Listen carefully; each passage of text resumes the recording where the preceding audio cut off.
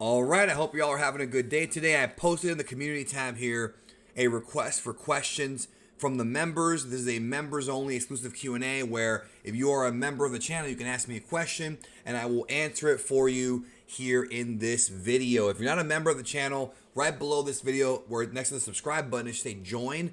Click that, watch the video, goes into the benefits you get from becoming a member, pick a category, and let's get to it. So again, the video tutorial there will tell you in detail what we offer, even though it's a lot more than that, but you'll find out after you're in. So let's go ahead and get started then. Enigma asks, do you think Moro would be brought back in the future of the series, similar to Frieza, whether as a reference or part of the story? I think referencing the Moro arc in the future is something they will do because things happen in the Moro arc, like Goku and Vegeta becoming more powerful and learning more stuff.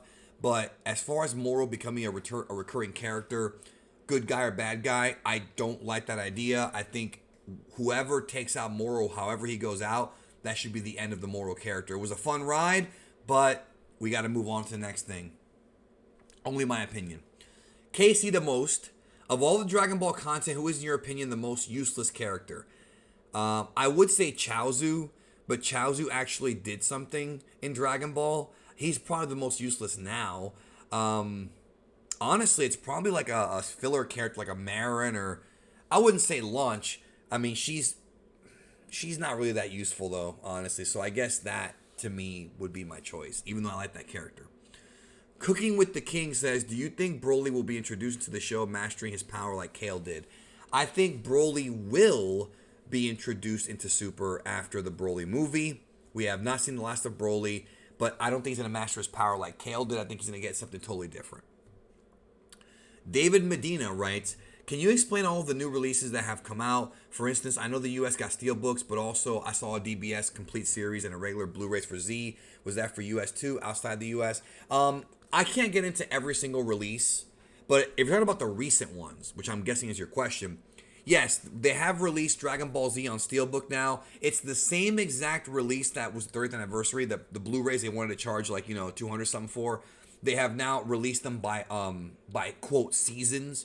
Vegeta Saga or Saiyan Saga, whatever, Namek Saga, Frieza Saga. Same thing. That's what they did with the old Blu-rays, the season sets. But these are steel books, and they're the 4x3 versions from the anniversary edition, which are pretty much the best versions of the show you can get outside the Dragon Boxes. Dragon Boxes is still the best one, but this is probably the second best. The remastering process on them, though, is really, really bad, so it doesn't look as good as it should, and they're Funimation remasters, lots of DNR, it just doesn't look very good. And also the problem with it is it does not have the original broadcast audio from Japan. It does have the Japanese audio, but the optical one, not the original broadcast high quality one. It still sounds okay, though, because they won't release that for some reason. And the other problem is the price. The steelbooks are very expensive. So you can get them if you want to. I won't stop you. But they're not cheap. And yes, DBS does have a complete series out, but I believe that's only for the UK. I think that was Manga UK that put that out. I think. So there you go. John, if you had to pick a side character or a team of characters to have their own spin-off anime, who would you think would have the best slice of life episodes? Slice of life episodes, outside of, I guess, Arale, who already had a series like that, probably the Pilaf Gang, I would think would be pretty funny. But you said slice of life, so the Pilaf Gang would probably be my choice on that. I have to think about it a bit more, but that to me works out.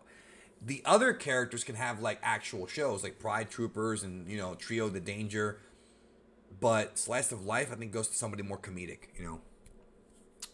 Domo Boy 92, I remember strongly agreeing with you after the TOP when you said that there is no real sense of danger in Dragon Ball anymore because of what Whis and the Dragon Balls. Yeah, because Whis can do anything. What do you think needs to happen in the show to bring that sense of finality, or is it possible in DB at this point? I think you have to take Whis and Beerus out, have them not get involved anymore, and have there be real stakes and put it at the end of Z, after the end of Z. That's my easy way to do it. Madoshi Brian, Brain Stew, or Brain, not Brian. I call this guy Brian, it's Brain. Brain Stew. What's the easiest as well as the most difficult part of video making process? Keep up the great content. Well, editing used to be time consuming, but I wouldn't call it difficult. But I have editors that help me now. The easiest part, I think, is just talking for me. For me. Everyone's different. I don't script my videos, I have bullet points. The most difficult part is sometimes doing the research because that can take time. That's probably the most difficult part. For me. Everyone's different though. Nomad Prime says, hey man, love the videos. Thank you. I always end up watching them straight away. Thank you. My question is, do you think that Goku and Vegeta pushing too close to the realm of angels in the strength world would be a bad thing for the story, being that the angels are supposedly among the strongest beings in the DB verse, and having an enemy that strong might just be too much? What's next from there? I'm not saying this is happening, just an observation on what can happen. Made a video about this recently, about a few days ago, about the next arc in Super, and I do have those concerns. Goku's getting too strong too fast, and I feel like the next villain will have to be Angel tier to match him. And I did not want Angel tier villains showing up this soon. And I know Dragon Ball's been around for a while, but I feel like it needs to be paced a bit slower so that Goku is getting stronger, but isn't even close to approaching the Angels. And he is getting up there. I mean, he's not there yet, but he might get there in the next arc. And I don't even know what to think about that. So they definitely have to slow it down, I think, for the next story. Innovative J Dog says, do you think the DBS anime is going to continue to differentiate itself from the manga in terms of story, like how Gohan fought Kefla, Trunks didn't have SSJ Rage, etc.? And if so, what do you want the next anime to do differently with the Moro arc? I think it'll differ in some ways, right? Especially when it comes to fights, they'll make the fights different. As far as what I want personally to have different from the Moro arc is not have Goku give Moro a Senzu, for one. Everything else is pretty much okay. Maybe give Majin Buu a bit more spotlight. But for me, those are kind of my quick answers right there. The Senzu being's really the only real annoying thing about the arc, you know. Maybe have Moro stick around in his older forms longer. Maybe have some of the other fighters fight Moro in his earlier forms. Things like that I would be okay with. But it's not really a big deal. John Ledger, do you hate the fact that every character, even non-important ones, are all god tier characters now? Not all of them, bro. Just a few. That's not necessarily true. For instance, Goku going blue to fight an out-of-practice Gohan and a shit ton of people in the TOP. I see what you mean, though. I see what you mean. They are getting very strong. It just waters down the importance of the Battle of Gods, reintroducing back the world of Dragon Ball. I mean, in Battle of Gods, Super Saiyan God was supposed to be this new level of power that Goku had never been able to achieve before. And then now we have Ultra Instinct, which is way beyond that. So, it's just how Dragon Ball is, honestly. I'm done with transformation. I've said it a million times. I don't want any more transformations in Dragon Ball. We've seen too many transformations. Unless they go a route where each character gets a different form. Like, Vegeta will get Blue Evolution, maybe something stronger than that. Gohan will get his thing, Broly, Trunks. I'm okay with that, but this idea of new forms over and over again, just, it's run its course, if you ask me. I want it to be more focused on technique now. Go back to basics. Gingerbrad Man says, if you could pick one game to get a full from the ground up remake, which game would you pick? Any game? Dragon Quest 1, 2, and 3. Those are my choices. Mickey D's 11. How would you feel if Dragon Ball got the Hunter x Hunter treatment? I guess you mean rebooted from the beginning. I would be okay with it and excited. I would be okay with that. Like if they readapted it from the very beginning with Kid Goku, I'd be fine with it. And I think it'll happen someday. Not soon, but I think it'll happen someday. D. White, what if I told you that Kaba is the answer to expanding the Saiyan lore in Dragon Ball? I don't know about the answer, but he's definitely the catalyst. You know, Kaba was the first Universe 6 Saiyan that was introduced in Dragon Ball during the Universe 6, Universe 7 tournament. So he's definitely the one that sort of opened up that door for Caulifla, KALE, and whoever else comes in. So again, I don't know about the answer, but definitely a piece of the puzzle.